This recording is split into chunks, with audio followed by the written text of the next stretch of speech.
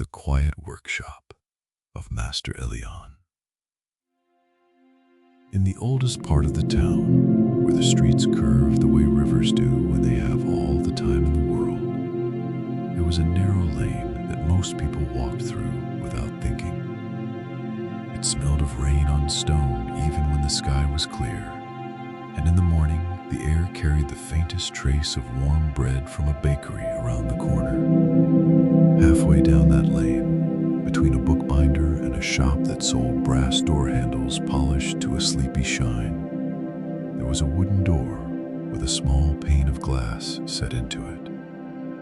On the glass, painted in careful letters that had softened with age, were two words: Elian Voss.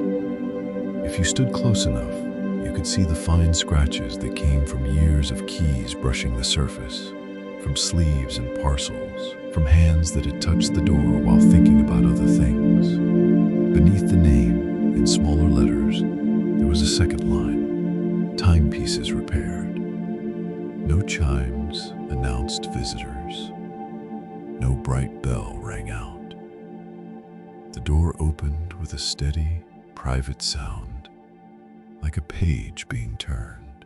Inside, the workshop was always warm. Not hot, not stifling, just warm, in a way that made your shoulders loosen without you noticing.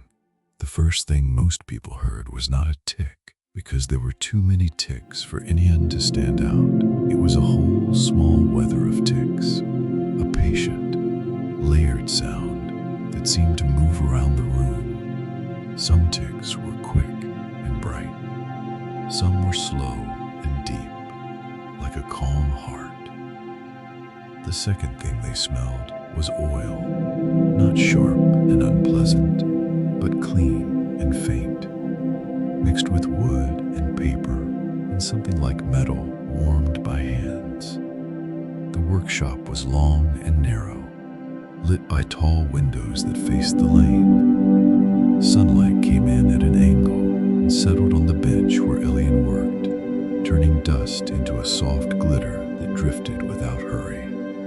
Behind the bench, shelves climbed the walls.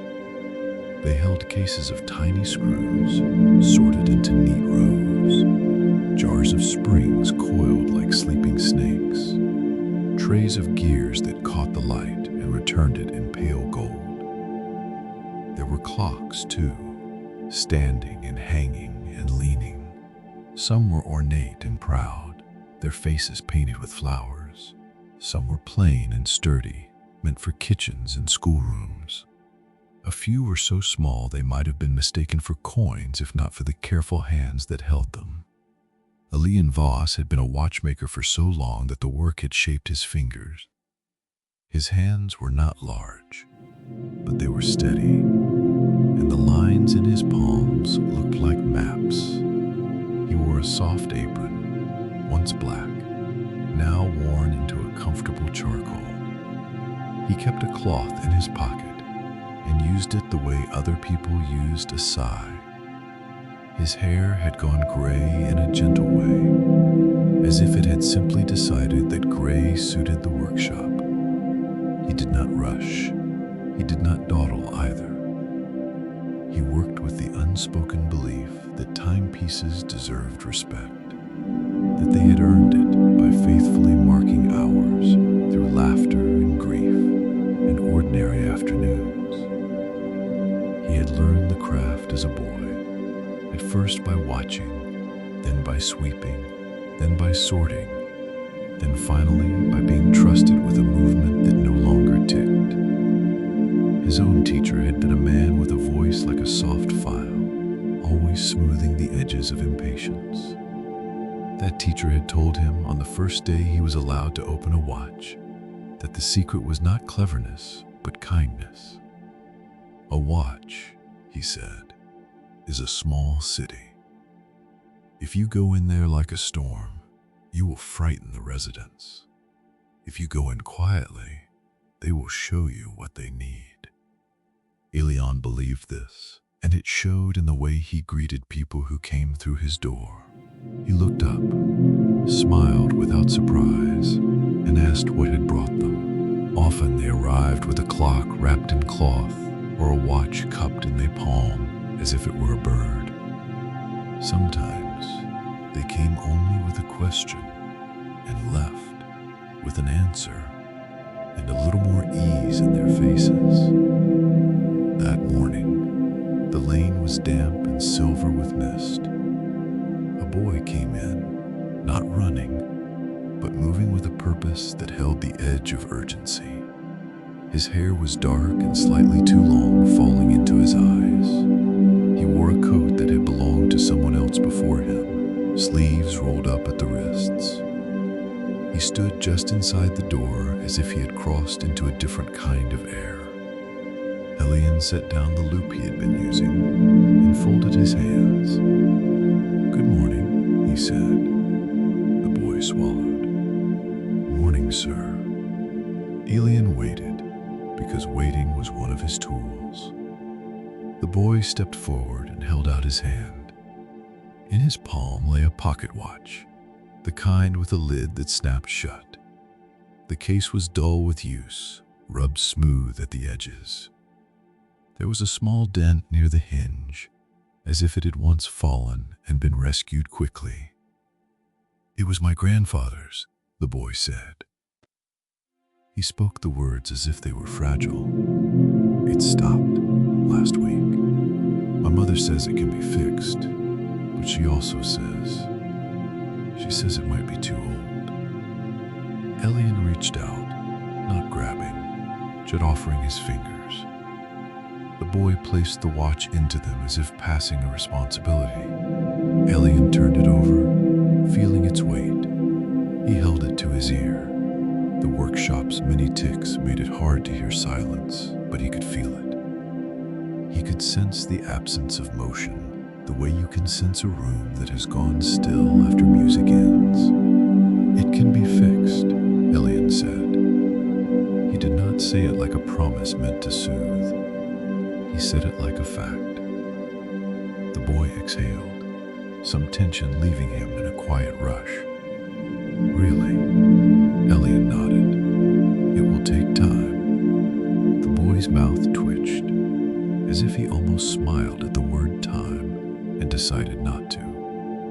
"How long?" Elian considered. "A few days, perhaps a week. It depends on what it needs. I will not know until I listen more closely." The boy looked around, as if taking the workshop for the first time, now that hope had loosened his eyes. Do you always fix things?" Elian smiled. "I try. My mother says you fixed the church clock last winter when it froze." "I did. And the mayor's watch that fell in the fountain." Elian's eyebrows rose a little.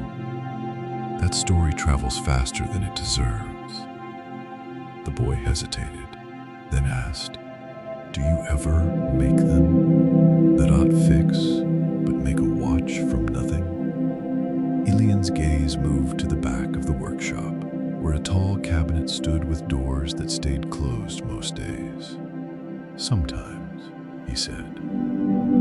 The boy's eyes followed. "Is it hard?" Elian looked back at the pocket watch in his hand. "It is hard in the way that writing a letter is hard. Not because the hand cannot hold a pen, but because you want the words to be true." The boy seemed to take this in, turning it over in his mind like a pebble.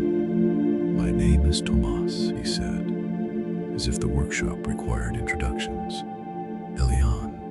Elian replied, even though the boy had seen the name on the door.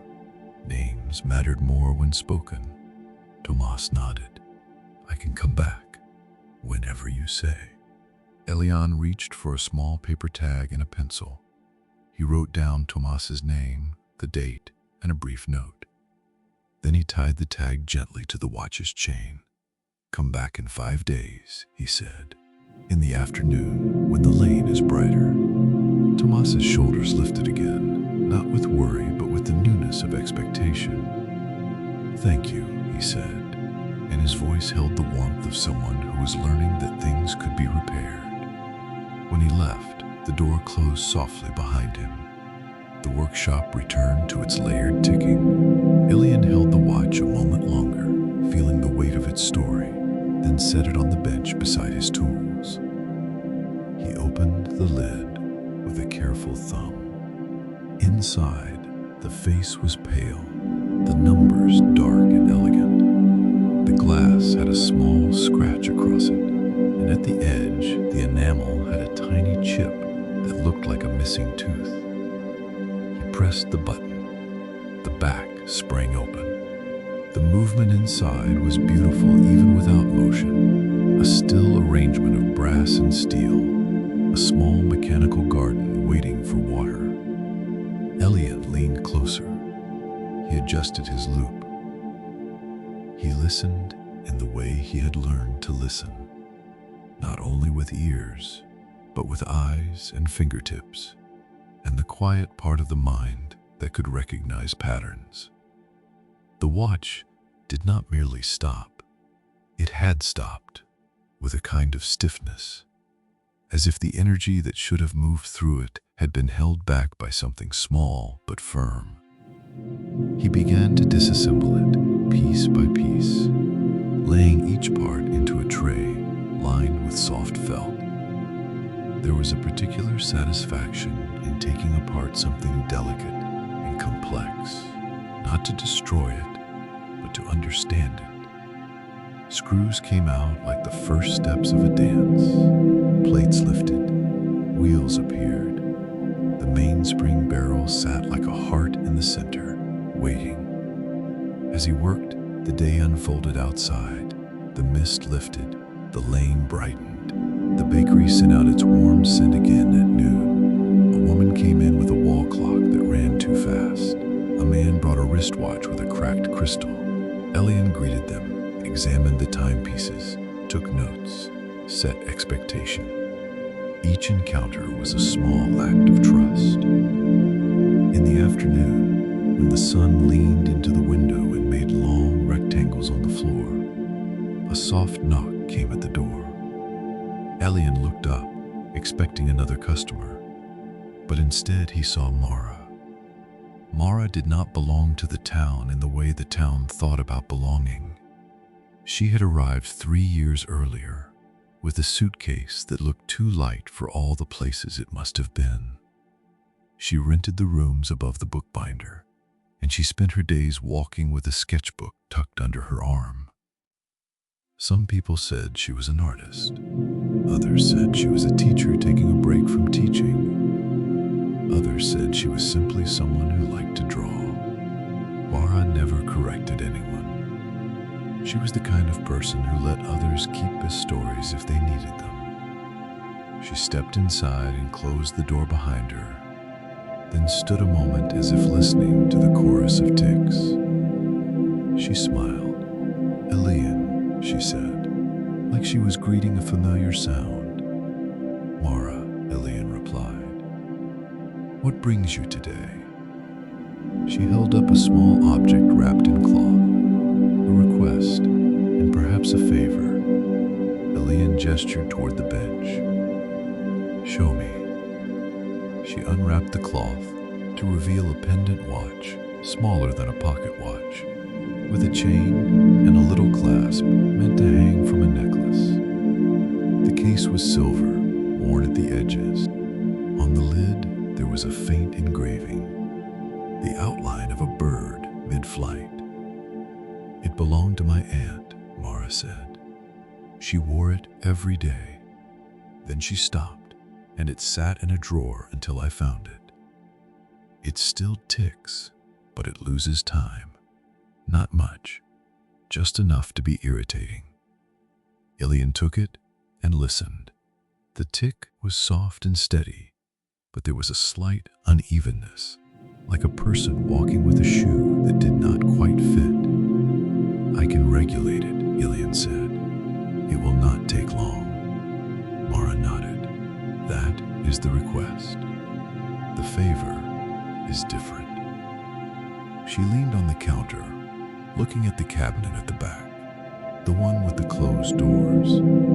She had seen it before, of course. Everyone who spent time in the workshop saw it.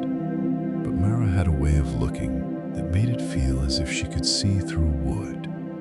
"You make things sometimes," she said. "Sometimes. Will you show me as?" Elian's fingers paused on the pendant watch. He looked up. Mara's expression held a calm curiosity, not a demand. She had patience built into her face. People like that were rare. "Elian," she added gently, "I have been drawing the town, the lane, the bakery, the river, the old bridge. I have drawn people from a distance because they move, and because it feels strange to ask them to sit. But I have not drawn you. You are always here in this room full of time. It seems a shame not to include the workshop in my book." Elian was quiet. Being drawn felt like being watched in a new way. He did not mind being watched while he worked, but to have his image captured on paper felt more permanent than he usually allowed himself to be.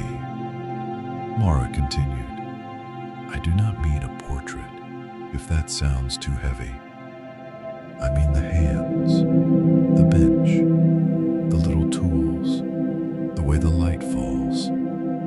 I want to draw the feeling of the room." Elian looked at his hands, and he thought of all the hands that had passed through this workshop, all the watches that had rested on this bench. He thought of the way time could be recorded, not only by gears but by charcoal lines and watercolor stains. "What would you need?" he asked. Mara's smile widened slightly. "Just permission. And perhaps, if you are willing, a look at the cabinet. Only a look." Elian's gaze moved again to the cabinet. It held the things he made when the shop was quiet, when his mind needed a different kind of problem. It held unfinished movements, prototypes, and watch he had never shown anyone. He set the pendant watch aside. "All right," he said, surprising himself a little. Mara's eyes softened with gratitude. "Thank you." Elian stood and walked to the cabinet. The wooden floor creaked under his steps in familiar places. He placed his hand on one door, feeling the smoothness where fingers had touched over the years. Then he opened it. Inside, on the shelves, were boxes lined with velvet, each holding a movement or a case. There were tools as well, some unusual, made for tasks that ordinary repairs did not require. There were also drawings, folded and tucked into corners, sketches of gears and escapements, notes written in Elian's careful hand. Mara leaned forward, not reaching, just looking. Her breath slowed. "It is like a library," she whispered. Elian smiled faintly. A library of small arguments between metal and physics. Mara laughed, quiet and delighted. "Show me in," she said, and there it was again, that gentle insistence. Elian hesitated only a moment. Then he took out a box from the middle shelf and placed it on the bench. He opened it. Inside lay a wristwatch, but unlike any that had come through his door. The case was simple, brushed steel, no unnecessary decoration.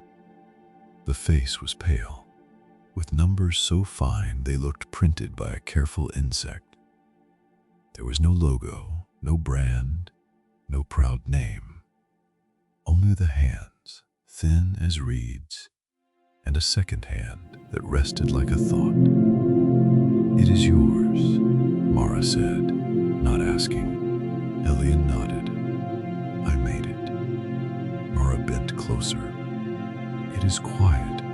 It is not running," Elian said. "Not yet." Mara looked up. "Why?" Elian's gaze dropped back to the watch. "Because I have not decided what it should be for." Mara's eyebrows lifted. A watch is for time. Elian's mouth twitched, almost a smile. Yes, but time is always there, whether the watch runs or not. A watch is also for someone. It sits on a wrist. It is worn through mornings and evenings. It is checked before trains, before meetings, before kisses, before storms. It becomes part of a person's habits. Mara listened, her sketchbook forgotten for the moment. Elian continued. When I repair watches, I do not have to decide their purpose. They already have one. They belong to someone. When I make a watch, I have to imagine the life it will join. Mara's gaze returned to the silent watch. So you wait. I wait, Elian said. Mara's voice softened. May I draw it? Elian hesitated again, then nodded. Yes. Mara pulled her sketchbook from her bag and opened it on the counter. She took out a pencil, the kind worn down to a comfortable length. She did not begin immediately. She looked first, measuring with her eyes, letting the watch settle into her mind. Then she began to draw. Her pencil moved in small strokes, building the shape with patience. Elian watched her for a moment, then returned to the pendant watch, adjusting its regulator with a tiny screwdriver. They worked in shared quiet, the workshop's ticking wrapped around them like a familiar shawl. Outside, the lane continued its ordinary life. A cart rolled by. Someone called out a greeting. A dog barked once, and then decided it had said enough. As Elian regulated the pendant watch, he thought about the pocket watch from Tomas. He had found the problem earlier, a small speck of hardened oil in a place where oil should have been smooth. Time, he thought, was sometimes stopped by something almost invisible. It was not a dramatic break, it was a tiny stubbornness. He cleaned the part, reassembled the movement, and wound it gently. The watch began to tick, hesitant at first, then steady. The sound was like a small creature waking up and remembering how to breathe. He set it aside and listened. It kept good rhythm. He would let it run overnight, then check it tomorrow. Mara's pencil continued to whisper across paper. After a while, she said, without looking up, "Do you ever think about the time inside a watch?" Elian adjusted the pendant watch again. "What do you mean?" She paused, then sketched a line with more pressure. "When you open a watch, you are looking at the way it measures time. But the watch itself has lived time too. It has been carried, dropped, warmed, cooled. It has been in pockets and drawers. It has heard voices. It has been present. That time is not measured by its hands, but it is still inside it." Elian looked at her, surprised by the thought. "Yes," he said slowly. "Yes, I do think about that, especially when I find dust. Dust is time that has settled." Mara smiled, and her pencil began again. "That is what I want to draw," she said. "Not at the watch, but the dust of time." Elian laughed quietly. "Be careful. If you draw dust well, people will think your pages are dirty." Mara's laugh joined his, soft and warm. When she finished the sketch, she closed her book with care. "Thank you," she said. "I will bring you a copy when the book is done." Elian nodded. "And your pendant watch will be ready tomorrow." Mara wrapped it again in cloth, then paused at the door. "Elian," she said. "Yes?" She looked back at the silent watch in the box. "When you decide what it is for, I hope you let it live a life." Elian's gaze followed hers. The watch sat quietly, patient, as if it had all the time in the world. "I will," he said. After Mara left, the light shifted. The afternoon softened into evening. Elian lit a lamp, its warm glow filling the workshop without fighting the last of the daylight. He finished the day's repairs, cleaned his bench, and covered certain delicate parts with cloths to keep dust away. Before he closed the shop, he checked the pocket watch again. It ticked steadily, the second hand moving with calm confidence. Elian held it to his ear and listened.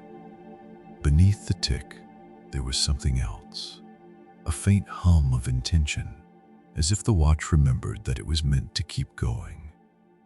He smiled. "Good," he murmured, as if speaking to it helped. That night, after supper in his small rooms behind the workshop, Elian returned to the bench. The town grew quiet outside. The lane's sounds faded. The workshop became its own world, lit by lamplight, filled with soft ticking. This was the time Elian liked best, not because customers were gone, but because the air felt less crowded with expectation.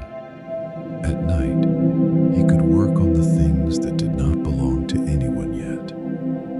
He could open the cabinet, take out a half-finished movement, and consider it as if considering a poem. He opened the cabinet and took out another box, one Mara had not seen. Inside was a movement without a case, the gears exposed like bones beneath skin. It was delicate and unusual, built around an escapement that Elian had designed himself. He had been working on it for months, slowly, testing and adjusting. It ran, but not perfectly. It gained a few seconds each day, a small arrogance he had not yet persuaded it to drop. He sat and leaned in, loop in place, tools arranged. He moved slowly, adjusting the angle of a pallet stone by an amount so small it was almost absurd. He listened. He watched the balance wheel oscillate, the tiny heartbeat of the mechanism. When it moved smoothly, he felt something in his chest loosen, as if his own balance had been restored. There was a knock at the door. Elian froze, not from fear, but from surprise. The shop was closed. Few people knocked after dark, and those who did usually brought urgent problems, the kind that involved missed trains or inherited clocks that had to be repaired before a funeral. He set down his tool and stood. The ticking of the workshop seemed to grow louder in the pause, as if all the clocks were curious too. He went to the door and opened it. Outside stood an old man in a coat that looked too thin for the season. His hat was wet with the remnants of mist. His face was lined, but his eyes were bright and alert. "Elian Voss?" the man asked. "Yes," Elian said. "The shop is closed." "I know," the man replied. "Forgive me. It is not a repair request, not exactly." He reached into his coat and pulled out something wrapped in a handkerchief. "I was told you might understand." Elian's instincts stirred, the way they did when a timepiece arrived with a story heavier than its weight. He stepped back. "Come in," he said. The man entered, and the warmth of the workshop seemed to soften his shoulders. He looked around, as if greeting old friends. The many ticks made his expression shift into something like relief. He approached the bench and unwrapped the handkerchief. Inside was not a watch at first glance. It was a small brass object, about the size of a walnut, with a ring attached. It looked like a key, but not for any ordinary lock. Its surface was engraved with fine lines that curved and looped, patterns that resembled the inside of a watch more than the outside. Elian picked it up and turned it in the light. "What is this?" he asked. The man's mouth tightened with uncertainty. "I do not know what it is called," he admitted. "I found it in my father's things." He was a watchmaker too, but he did not speak of his work. He was private. "When he died, I found this and a note. The note said only, 'If you ever need to remember, take it to Voss.'" Elian felt a small chill, not from the air, but from the oddness of the situation. He looked at the object again. It had the weight of intention. It was made carefully, too carefully to be meaningless. "What is your name?" Elian asked. "Armand," the man said. "Armand Keller." Elian nodded slowly. "Keller," he murmured. The name tugged at memory. There had been a watchmaker named Keller in a city not far from here long ago. A man known for precise work and a tendency to vanish for weeks without explanation. Elian looked at Armand. "And you need to remember what?" Armand's hands tightened on the edge of the bench. "Something I have misplaced in my mind," he said quietly. "Not like forgetting where I put my keys. Something deeper. There are gaps. My wife says I repeat stories as if I have not told them before. My daughter says I ask the same questions. I thought it was age, but then I found this and the note, and I wondered if my father knew something about time and memory that I do not." Elian's throat tightened, but he kept his voice steady. "A watchmaker cannot fix memory," he said gently. Armand nodded, as if he had expected that answer. "I know, but perhaps a watchmaker can tell me what this is." Elian turned the brass object over again. He saw that one edge had tiny teeth, like a gear. He saw a slot, narrow and precise, as if meant to fit into something. He saw a small mark, a symbol like a crescent moon and a dot. He walked to the cabinet and opened it. He searched through a drawer where he kept odd parts, things that did not belong to any watch currently on his bench but were too strange to throw away. He found, after a moment, a thin brass ring with a similar engraving. It had come into his possession years ago, found in a box of parts bought from an estate sale. Elian had kept it because it was beautiful and because he had never been able to identify its purpose. He brought it back and held it beside Armand's object. The engravings matched, not exactly, but in the way handwriting matches, personal and consistent. Armand leaned forward, eyes widening. "You have one too." Elian nodded slowly. "Yes." "I did not know what it was. I thought it might be part of a lock or a tool for setting something." Armand's voice softened. "My father was here then, or someone like him." Elian felt the workshops ticking wrap around them, steady and reassuring. He took a deep breath.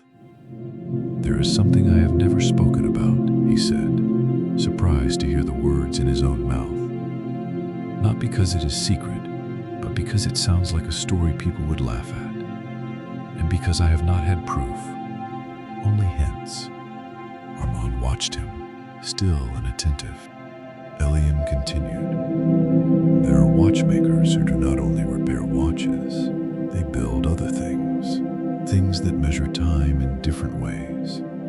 Not to change time, because that is not possible, but to notice time, to mark it, to store it, in a sense." Armand's brow furrowed. "Store time?" Elian lifted Armand's brass object. "This feels like a key for a mechanism. Perhaps for a device that holds something like a record. Armand's eyes were bright now, not with fear, but with the kind of hope that can be dangerous. A record of what? Elian met his gaze. Of moments, he said softly. Of memory. I do not know. I have never seen the device itself, only parts. Armand swallowed. Can you find it? Elian hesitated. The sensible answer would have been no. The sensible answer would have been to send Armand home with gentle words. But Elian's own curiosity, long held back by practicality, stirred like a clock beginning to tick after years in a drawer. I can try, he said. Armand's shoulders sagged with relief, and he looked suddenly older, as if the effort of standing upright had been sustained only by uncertainty. Thank you, he whispered. Elian set the brass object down and reached for paper. He wrote down Armand's name, his address, and a note about the object. He then looked at Armand carefully. I cannot promise anything, he said. I can only promise that I will be careful. Armand nodded. Careful is all I ask. Elian walked him to the door. Outside, the lane was quiet and slick with damp. Armand stepped out and paused. If you find something, he said, if you find anything, will you tell me? Yes, Elian said. Armand left, his footsteps fading into the night. Elian closed the door and returned to the bench. The workshop felt different now, as if a new clock had been added to the chorus, one with an unfamiliar rhythm. He picked up the brass key again and studied it under the lamp. The engraving seemed to shift in the light, lines catching and releasing brightness as if they were alive. He set it beside his own brass ring. 2 pieces, a hint of a larger whole. He opened his notebook, the one where he kept sketches of movements and unusual parts. He drew the key carefully, noting its dimensions. He drew the crescent symbol. He drew the teeth. As he drew, he felt his mind settle into the familiar calm of observation. Then he remembered the old stories his teacher had told him. Stories shared late in the evening when the shop was quiet and the lamps made pools of light. Stories about watchmakers who met in secret, not to plot, but to share ideas that the world did not yet have words for. Stories about devices made not for profit, but for wonder. Elian had always thought those stories were half metaphor, half romance. Now, with brass in his hand and an old man's eyes in his memory, he was not so sure. The next day, Elian woke early. The winter light was pale. He brewed tea and drank it slowly, standing by the window that looked onto the lane. The town was beginning its morning. A woman swept her doorstep. A cat walked along a windowsill as if balancing on a line of thought. Elian opened the shop and returned to the bench. The pocket watch from Tomas had run through the night. He checked its time against a reference clock he trusted, an old regulator with a pendulum that swung like a patient promise. The pocket watch had lost only a second. That was excellent, especially for a piece that had likely not been properly cleaned in years. He smiled, satisfaction warming him. Later, Mara came in, as she often did, not always with a repair request, sometimes just to share a line of conversation the way others shared pastries. She collected her pendant watch and tested it, holding it to her ear. The tick was steadier now, as if it had found its footing. It sounds happier, she said. Elian chuckled. It sounds less stubborn. Mara leaned on the counter. Did you sleep? She asked, her eyes sliding to the cabinet. Elian hesitated, then decided that Mara was the kind of person who could hold strange stories without dropping them. "Someone came last night," he said. Mara's eyebrows rose. "At night?" Elian nodded and told her about Armand and the brass key, about the matching ring he had found in his drawer. Mara listened without interrupting, her face thoughtful. When he finished, she asked, "Do you think your teacher knew about this?" Elian leaned back, considering. He knew stories. He might have known more, but he did not pass down everything. He believed in letting curiosity find its own path. Mara tapped her pencil against her sketchbook, a slow rhythm. "If it is a key," she said, "then there is a lock." Elian nodded, yes. Mara's eyes drifted toward the window, toward the lane beyond. "Maybe the lock is in the town," she said quietly, "hidden in plain sight. People hide things in towns all the time. They hide them in attics, in walls, under floorboards. They hide them in churches and libraries. They hide them behind paintings." Elian felt a slow spark of excitement, tempered by caution. "If it is here," he said, "it has been here a long time." Mara smiled. "That is what towns are good at," she said, "keeping secrets without meaning to." Elian looked down at the brass key on his bench. "I would not even know where to begin." Mara's eyes returned to him. "Begin with the symbol," she said, "the crescent and dot. Symbols are like signatures. Someone put it there for a reason." Elian nodded slowly. "Yes," Mara added. "And if you need someone to look at walls and doors and corners and see what is unusual, I can help. I spend my days noticing things." Elian felt gratitude rise, quiet and steady. "Thank you," he said. Mara waved it off gently, as if gratitude was a leaf she did not want to step on. "It is interesting," she said, "and it is kind. That matters." When Mara left, Elian set the brass key and ring in a small box and placed it in the cabinet, not to hide it from himself, but to keep it safe. He then began his day's work, letting repairs and regulation occupy his hands. But all day, his mind kept returning to the crescent symbol, like a clock returning to 12. On the 5th day, Tomas returned, just as Elian had told him. He came in the afternoon, when the lane was brighter. His cheeks were red from cold. He looked at Elian with nervous hope. Elian held up the pocket watch, now cleaned and polished just enough to look cared for without erasing its age. "It is ready," he said. Tomas stepped forward, almost reverent. Elian placed the watch in his hand. Tomas opened it, saw the face, pressed the crown, and watched the second hand move. "It is alive," Tomas whispered. Elian smiled. "It was only sleeping."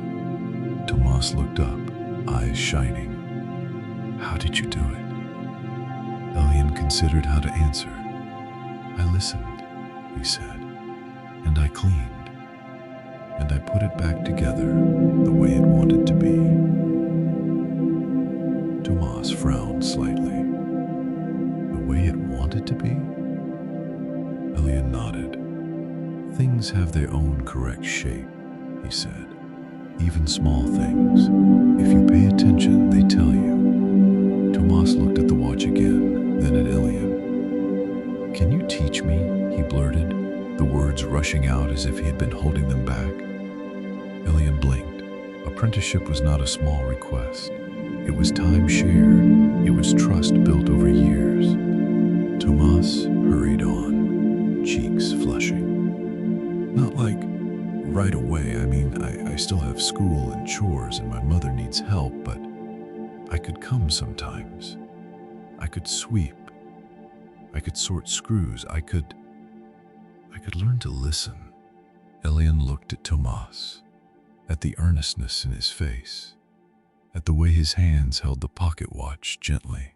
Elian remembered himself at that age, eyes wide in a workshop, wanting to understand how something so small could hold so much. He nodded slowly.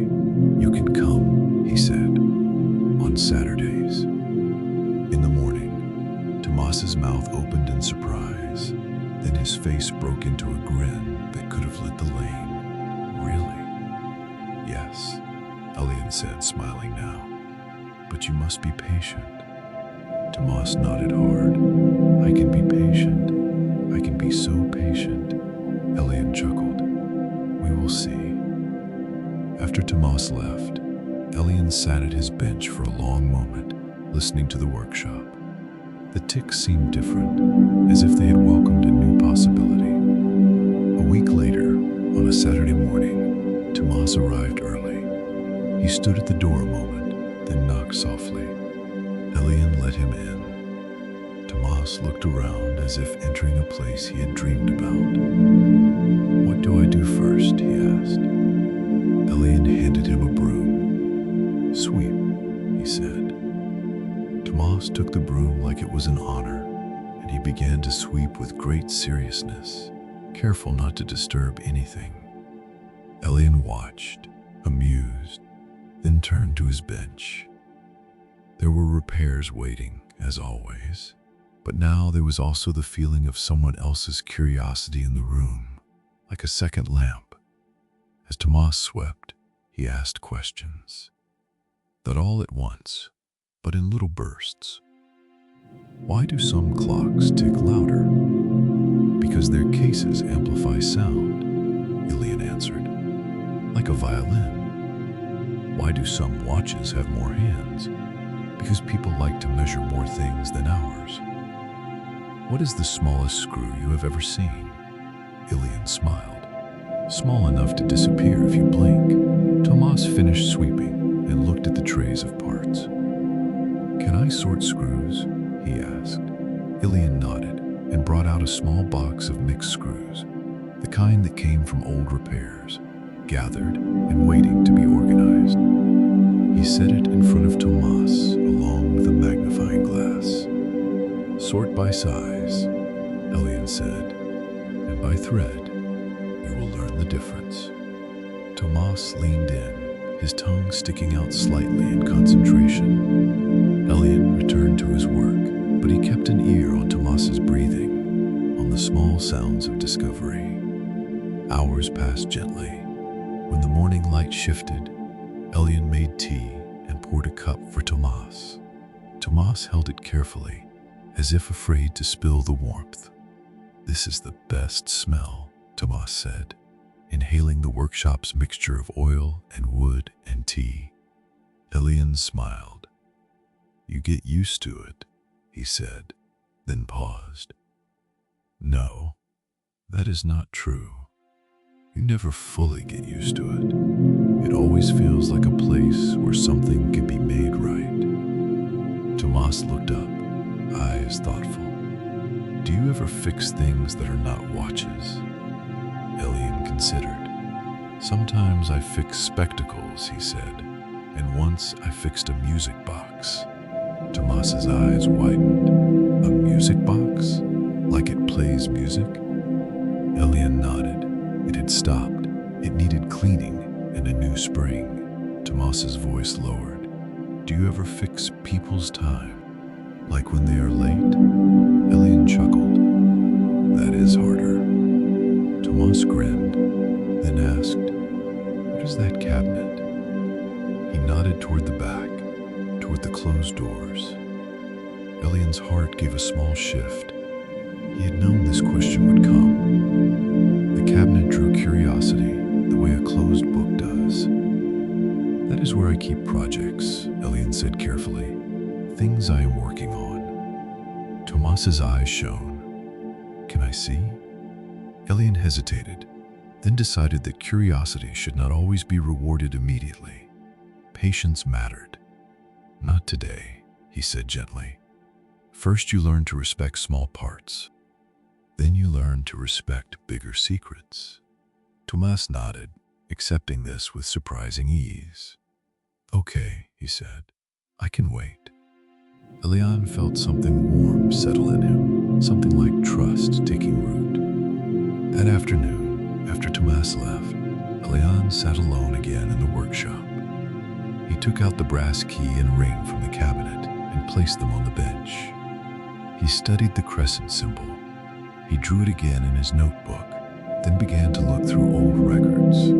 Elian kept record of repairs, of course, but he also kept notes about unusual parts and interesting cases. He had inherited some notebooks from his teacher as well, old journals filled with sketches and observations. Elian pulled them out and opened them, flipping through pages that smelled faintly of old paper and oil. He searched for the crescent symbol. He searched for the name Keller. He searched for any mention of keys or rings or devices that stored memory. Hours passed. The light shifted. The workshop's ticking became the background to his concentrated breathing. Finally, in none of his teacher's notebooks, near the back, he found a sketch. It was a simple drawing of a round plate with engravings, and beside it, a symbol, a crescent moon and a dot. Elian's pulse quickened. He read the note beside the sketch, written in his teacher's tight handwriting. Found at the old observatory. Do not speak of it. If the key ever appears, it means the lock is near. Elian sat back, staring at the words. The old observatory. The town had an observatory on the hill, a small stone building that had once been used by a local scholar to watch the stars. It had been abandoned for years. Children dared each other to go they at night. Lovers went they in summer to look at constellations and whisper promises. But no one used it for its original purpose anymore. It was a relic, a stone memory. Elian closed the notebook slowly. He looked at the brass key on his bench. The lock is near. He thought of Mara's words. Towns keep secrets without meaning to. He stood, grabbed his coat, and locked the shop. The air outside was crisp. The lane smelled of damp and leaves. Elian walked through the town, past familiar doors and faces, up the winding path toward the hill. As he climbed, the town's sounds faded. The wind grew stronger. The trees rustled, the bare branches drawing lines against the sky. The observatory came into view, a squat stone building with a domed roof. Its door was wooden and weathered, the metal handle cold. Elian stood before it, breathing slowly. He felt foolish and excited at the same time, like a man chasing a story from his youth. He reached into his pocket and touched the brass key, feeling its weight. The door was not locked. It creaked open as if surprised to be used. Inside, the observatory smelled of stone and old dust. Light came in through small windows, casting pale shapes on the floor. In the center of the room stood a platform where a telescope had once been mounted. The telescope was gone, leaving only bolts and a circular indentation. Elian stepped forward, his footsteps echoing softly. He looked around, scanning the walls, the floor, the platform. He saw nothing obvious. No lock waiting for a key, no hidden panel. He crouched by the platform and ran his fingers along the stone. The indentation felt smooth, worn by years of use. He noticed, near one edge, a small metal plate set into the stone, almost invisible beneath dust. He brushed it with his sleeve, revealing an engraving, the crescent and dot. Elian's breath caught. He leaned closer. The plate had a narrow slot in it, shaped like the edge of the brass key. His fingers trembled slightly as he pulled the key from his pocket. He held it over the slot, hesitated, then slid it in. It fit perfectly. He turned it gently. There was a soft click, not loud, but satisfying, like the sound of a watch case closing. The metal plate shifted. A section of stone beside it moved, sliding back with a whisper of hidden mechanics. A small compartment opened, revealing a velvet-lined cavity. Inside lay a box. It was small, made of dark wood, polished smooth. On its lid was the same crescent symbol, inlaid with pale metal. Elian reached for it carefully and lifted it out. It felt heavier than it looked. He stood, the box in his hands, and felt the strange tenderness of holding something hidden for decades. He did not open it, The observatory felt too cold, too exposed. Whatever this was, it deserved the warmth of the workshop. He left the observatory, the box tucked under his coat, and walked back down the hill. The town seemed the same as before, but Elian felt as if he carried a new rhythm inside him, a quiet ticking of possibility. Back in the workshop, he locked the door and set the box on the bench.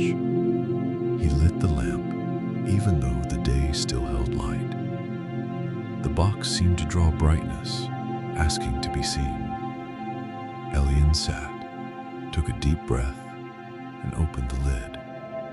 Inside was a device unlike any watch he had seen. It was round, like a pocket watch, but thicker. Its face was not numbered. Instead, it had a ring of tiny marks, like a star chart. In the center was a small glass window, beneath which something moved very slowly, a disc turning with almost imperceptible motion. Around the device were tiny compartments holding thin metal plates, each engraved with patterns, like miniature records. One compartment was empty. Elian's fingers hovered, afraid to touch too quickly. He leaned in and listened.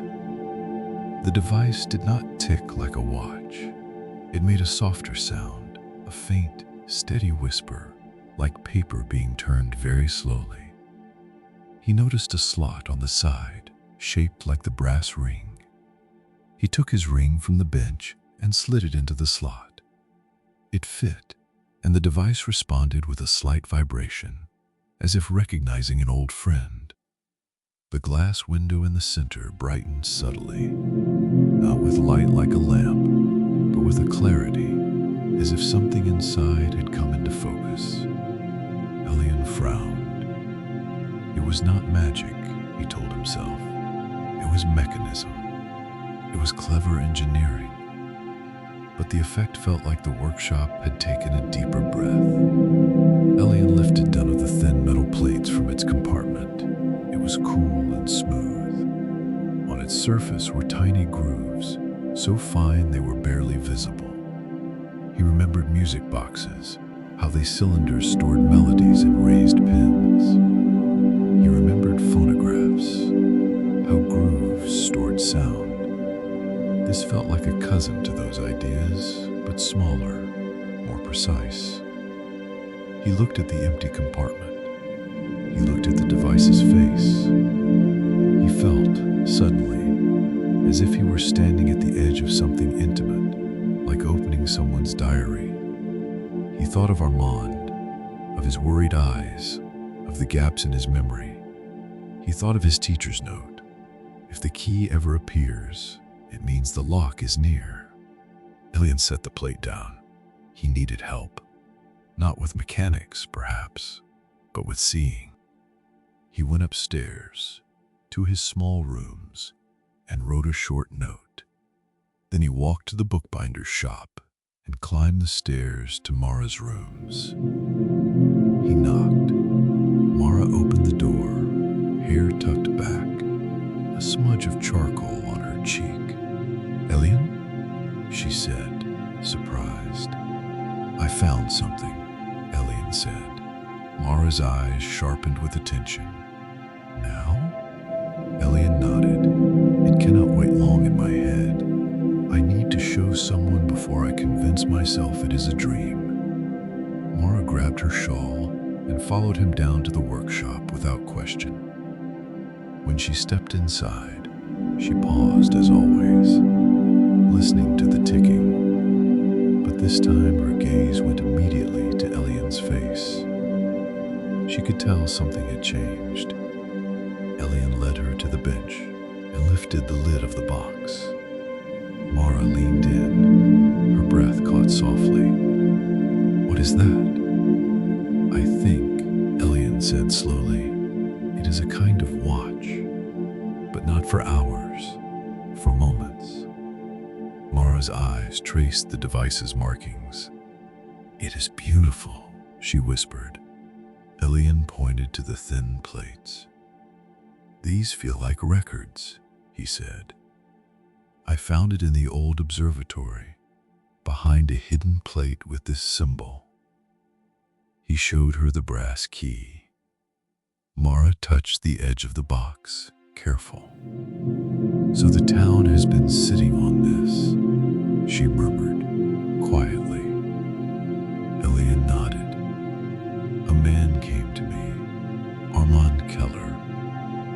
He has memory gaps.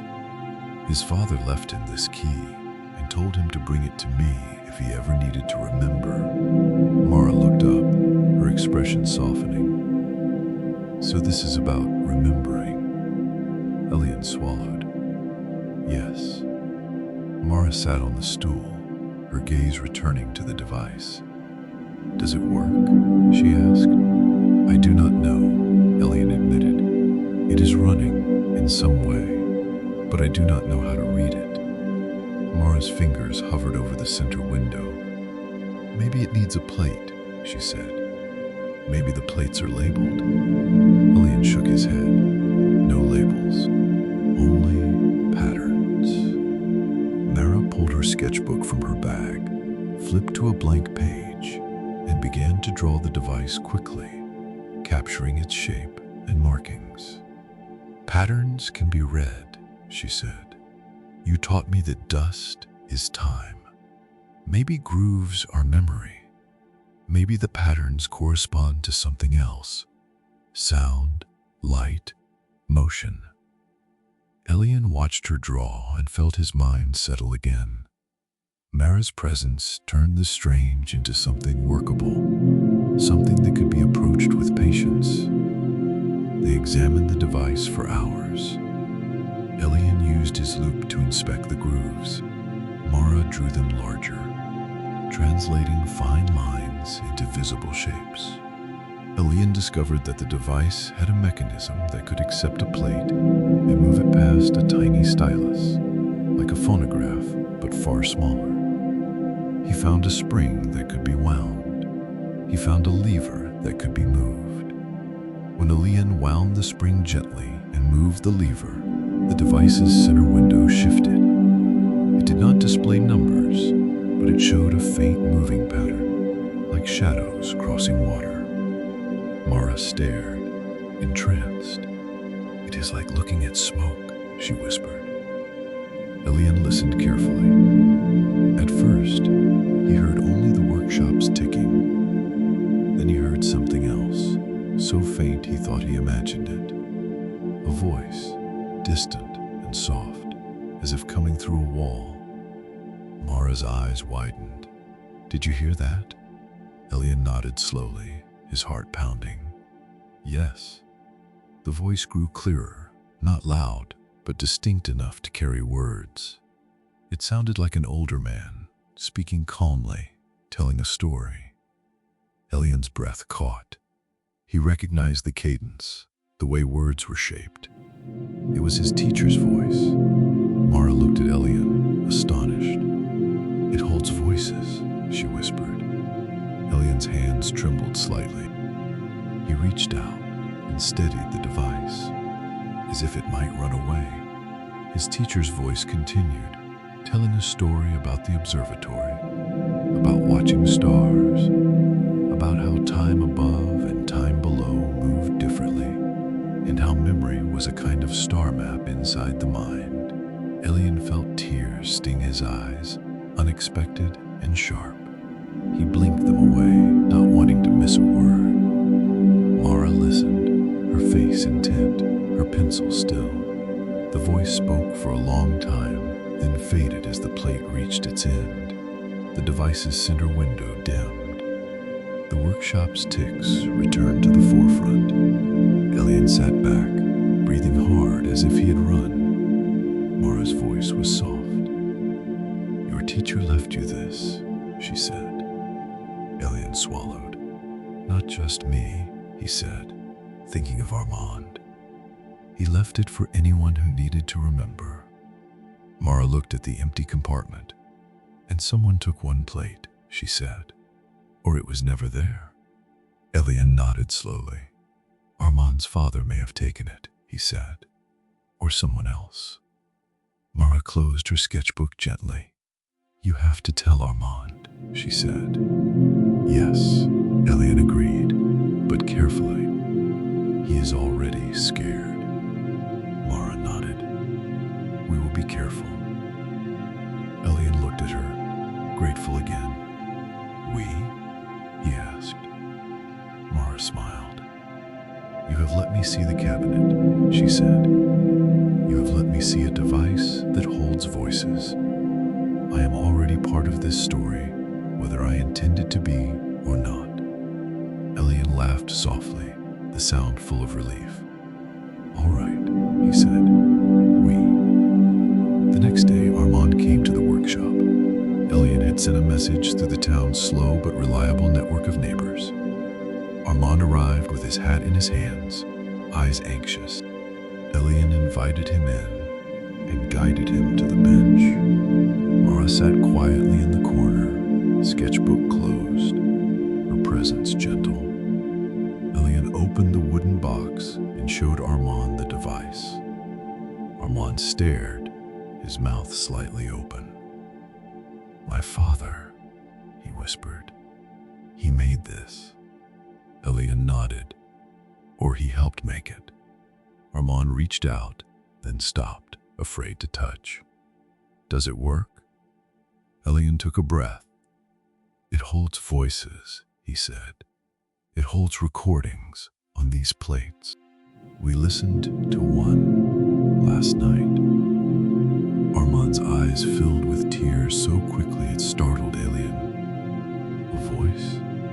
Armand whispered. "My father's voice?" Elian shook his head gently. "My teacher's voice." "But that means your father may have left one too. There is an empty space. A plate is missing." Armand's hands clenched. "Missing," he repeated, and the word carried fear. Elian leaned forward. "Tell me what you remember about your father," he said softly. "Anything, even small things." Armand closed his eyes, brow furrowing. "He smelled like oil," he said after a moment, voice thick, "and tobacco. He never smoked near his bench, but his coat always carried it. He worked late.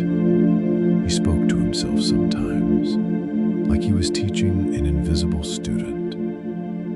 He had a small room he kept locked. I used to press my ear to the door and hear ticking. Not like clocks. Different." Elian felt a slow chill. "A different ticking," he murmured.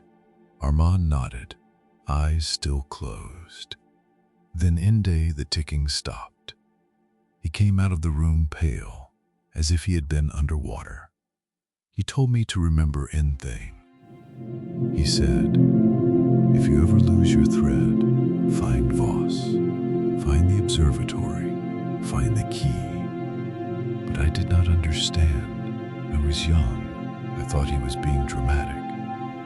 Elian looked at Mara, who watched quietly, her eyes soft with empathy. Armand opened his eyes again, and they were wet but steady. "I I have lost my thread, he said. I feel it slipping, like a watch spring unwinding. Can they bring it back? Elian's throat tightened. I do not know, he admitted honestly, but it can bring back voices. It can bring back stories.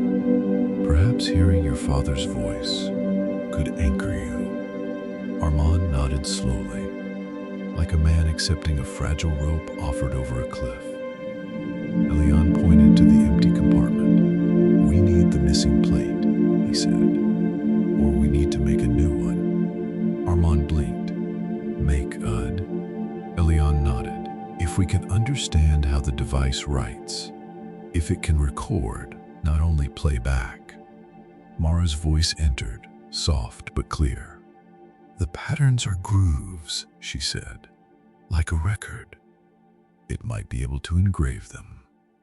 Armand looked at her, surprised, then nodded in gratitude.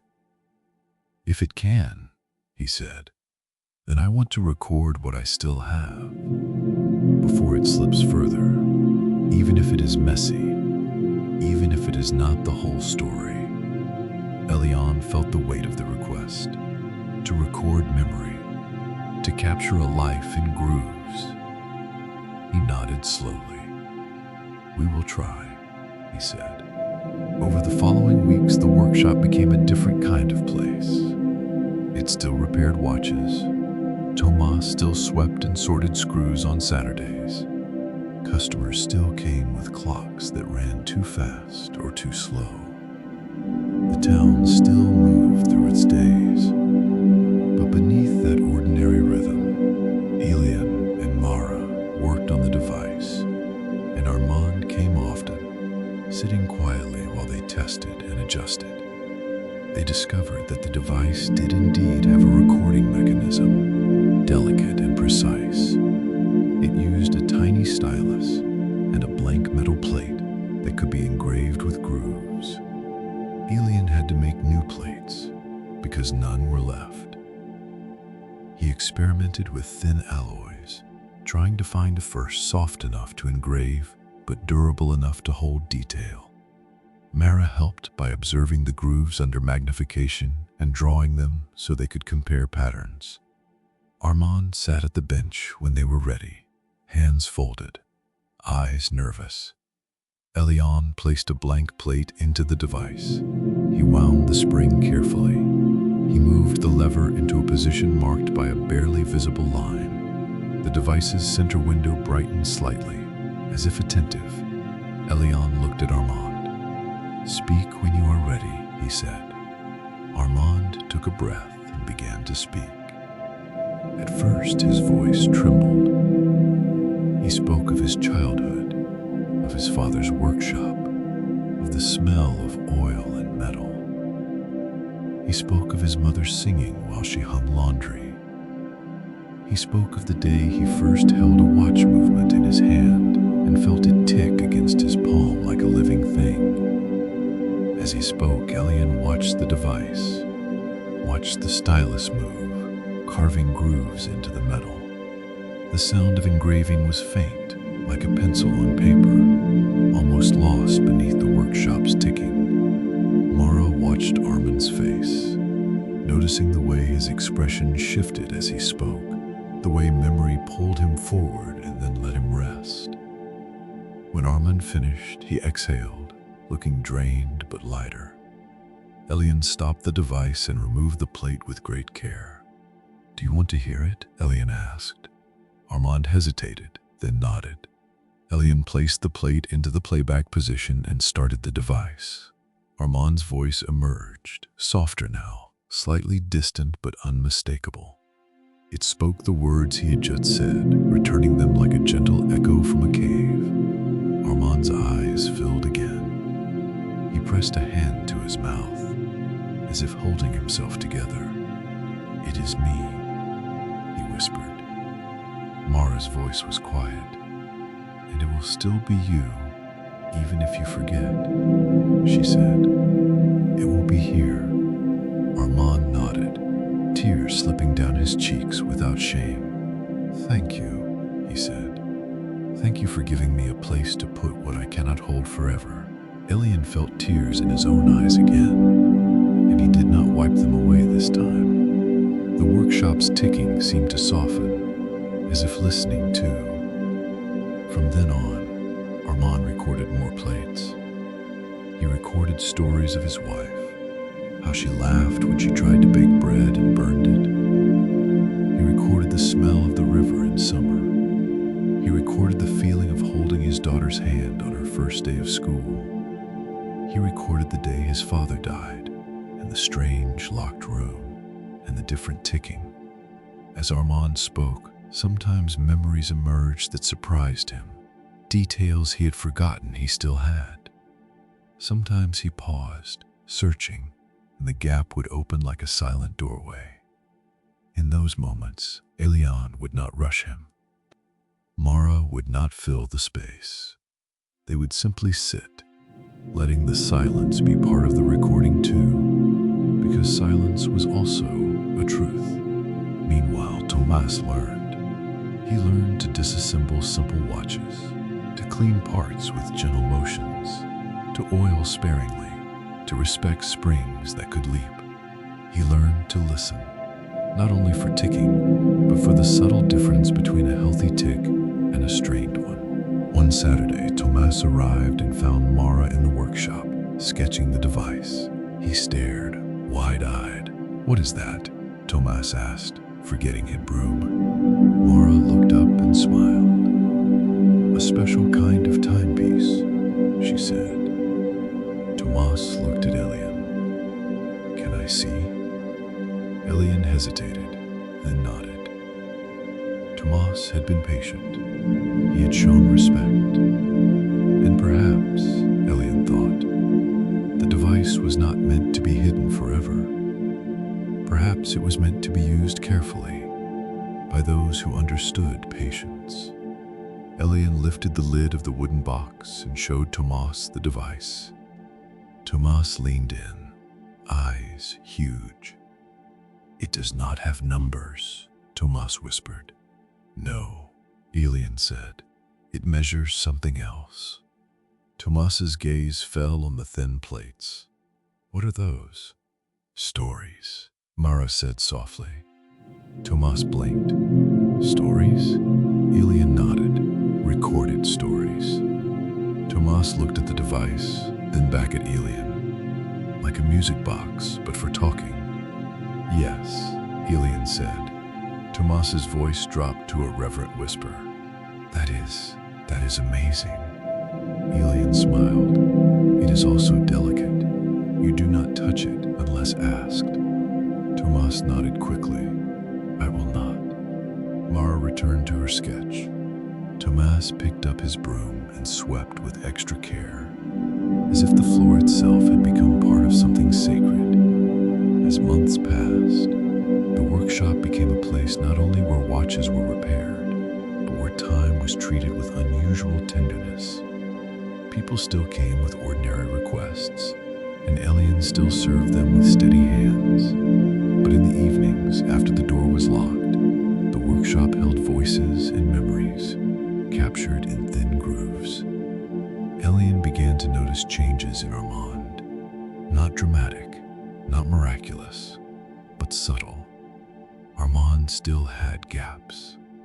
He still repeated stories sometimes, but he seemed less frightened of it. He had a ritual now.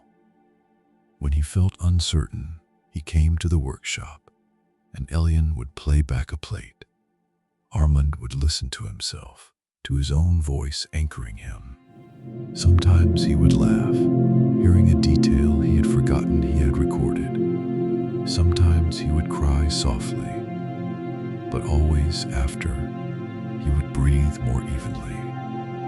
One evening, Armand came in and sat down without speaking. His hands trembled slightly. Elian set aside his tools. "What is it?" he asked. Armand looked up, eyes wide with a childlike fear. "I could not remember my daughter's name for a moment," he whispered. "Just a moment." But it felt like falling. Elian's chest tightened. He reached across the bench and placed his hand over Armand's, steadying it. "Tell me what you do remember," he said softly. Armand swallowed. "I remember her laugh," he said. "I remember the way she used to tug my sleeve when she wanted attention. I remember her hair in the sun. But the name, it slipped." Mara, sitting nearby, spoke gently.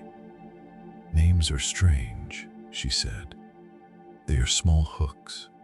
Sometimes the hook slips, but the cloth is still there." Armand's eyes filled again. "I do not want her to be only cloth," he whispered. Elian nodded slowly. "Record her," he said. "Nodded her name. Record everything. Then, even if the hook slips, you can find it again." Armand nodded, breathing shakily.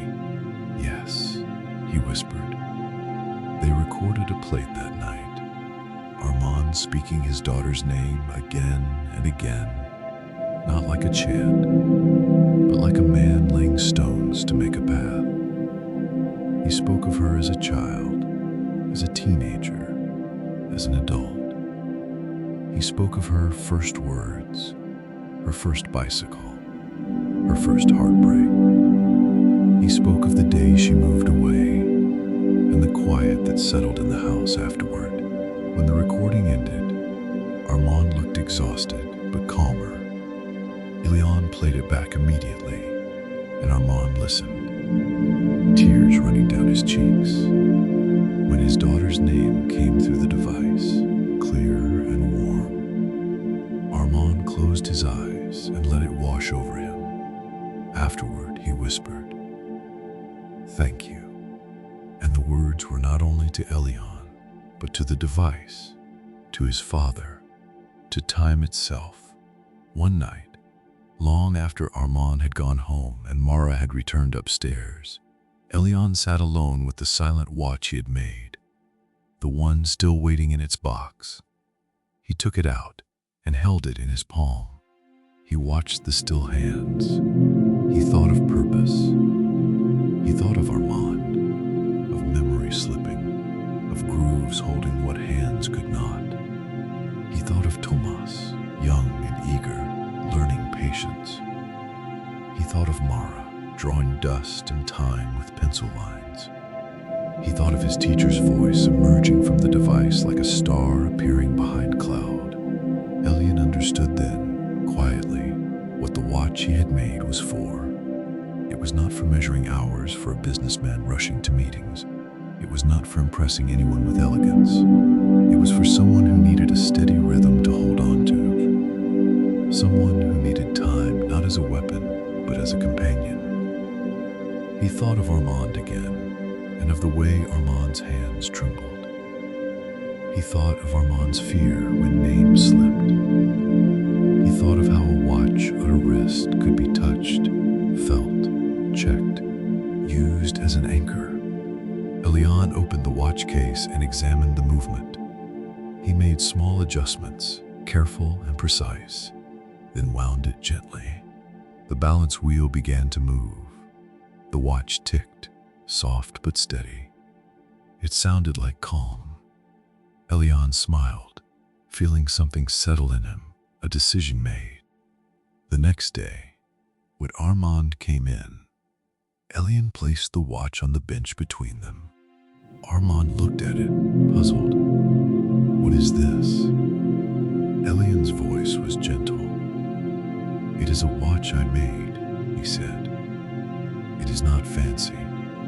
It does not have a name, but it keeps good time." Armand stared, then looked up at Elian. "Why are you showing me?" Elian took a breath. "Because I think it should be yours," he said. Armand's mouth opened slightly. "Mine?" Elian nodded. "You are carrying a lot," he said softly. "This can be something steady on your wrist. A reminder that even in memory slips, rhythm can remain. You can touch it and feel it tick. You can check it and know where you are in the day. Armand's eyes filled again, but this time his expression held surprise and gratitude and a quiet disbelief.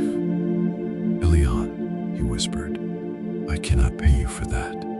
Elian shook his head. "It is not for sale," he said. "It is for a life. I have been waiting to know what it should be for. Now I know."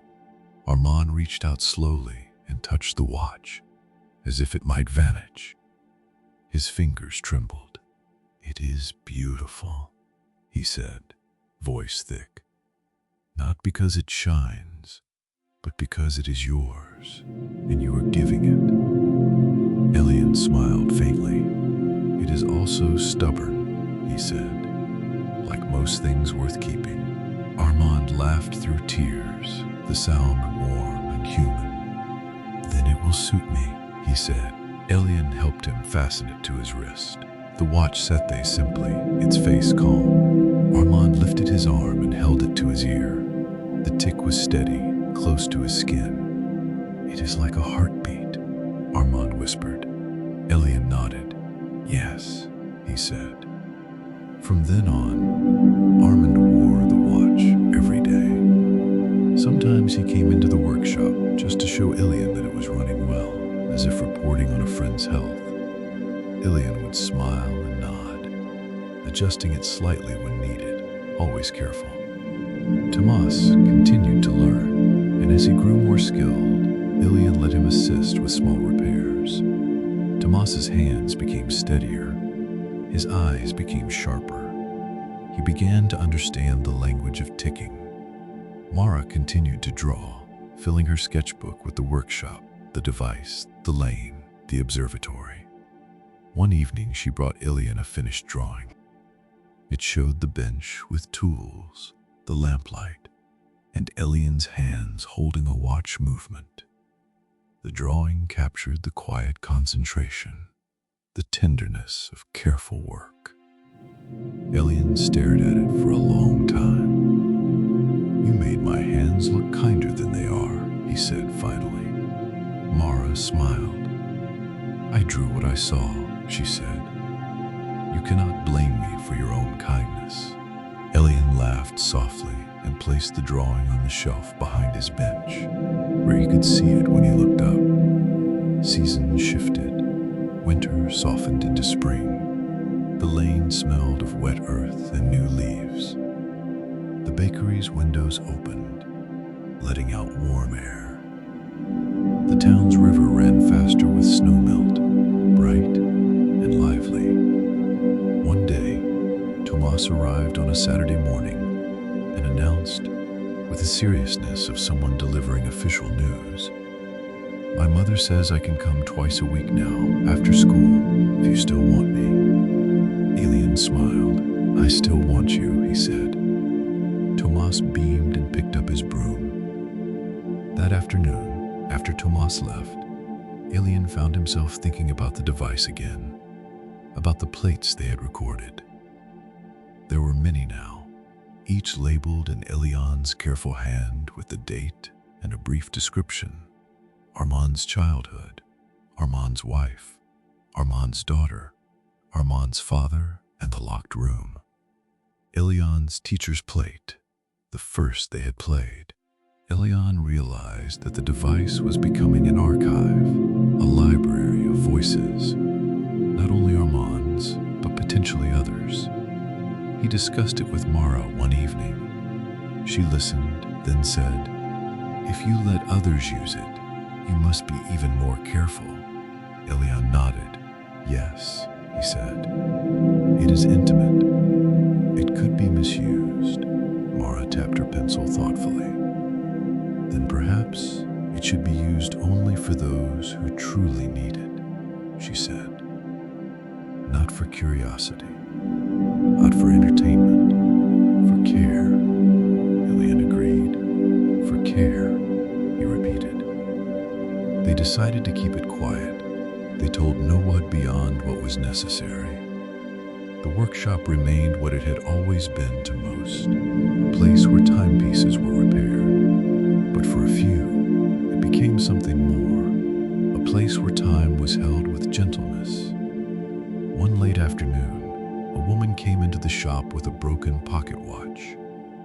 She was older than Tomas's mother, younger than Armand, with tired eyes. She held the watch in both hands. "It belonged to my brother," she said. "He is gone now." The watch stopped the day after. Her voice caught. "I know it is silly. It is just a watch. But it feels like if it runs again, something in me will unclench." Elian listened, his heart softening. He took the watch carefully and examined it. "It is not silly," he said. "It is human." He repaired the watch over the next days, cleaning it, replacing a worn spring. When he returned it, the woman held it to her ear and closed her eyes as if listening to a message only she could hear. As she stood there, Elian felt the device's presence in the cabinet, silent but real. He wondered, briefly, what it would mean to offer her a recording, to let her speak of her brother, to let her voice hold what grief could not hold alone. But he did not offer, not yet. He did not know her. He did not know if she wanted such a thing. He understood now that the device was not a solution to pain. It was only a place to store what mattered, if someone chose. He watched her leave, the repaired watch in her hand, ticking again, and he felt the quiet satisfaction of his ordinary craft. Sometimes, ordinary repair was enough. On a bright spring evening, Tomas stayed late, helping Elian clean the bench. Mara was upstairs, painting by her window. Armand had come earlier, recorded a short plate about the smell of spring, then left wearing his watch, ticking against his wrist. As Tomas wiped the bench, he said, casually, "Master Elian?" Elian smiled slightly at the title.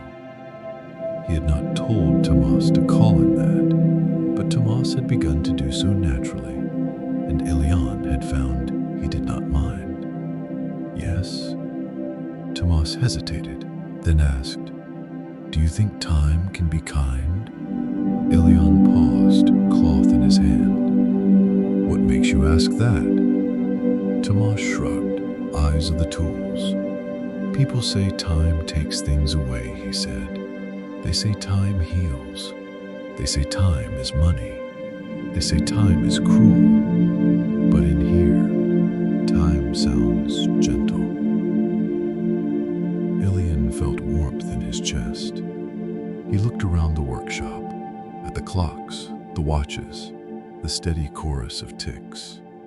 "Time itself is neither kind nor cruel," he said slowly.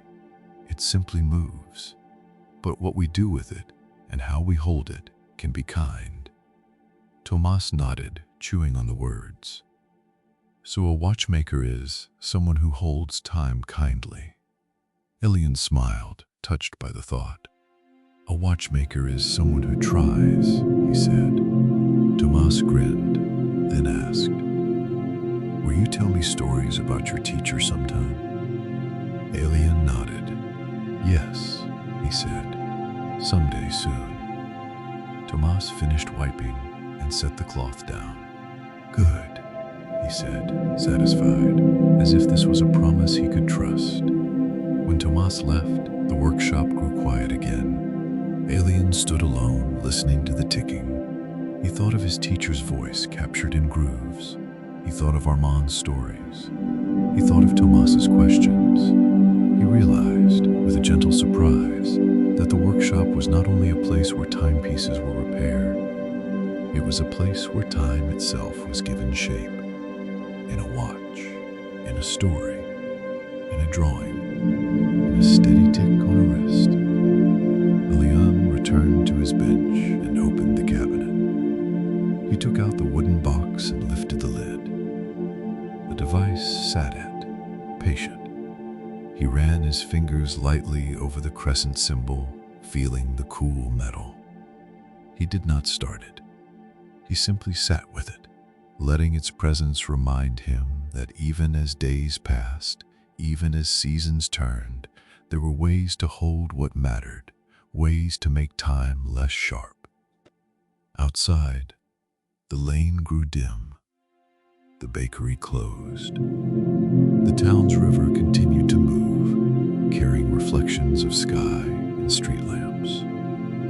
Somewhere in a nearby house, a clock struck the hour, its chime drifting through the air like a slow bell.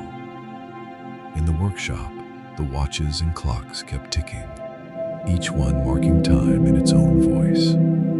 Elian listened, and in the layered chorus he could hear not only seconds, but lives, small and large, held together by patience, by care, by hands that did not rush. And as the evening settled, the workshop remained warm, steady, and quietly alive, a little pocket of gentleness in the world, where every tick was a reminder that things could be repaired, and that time, and held with care, could feel like a friend.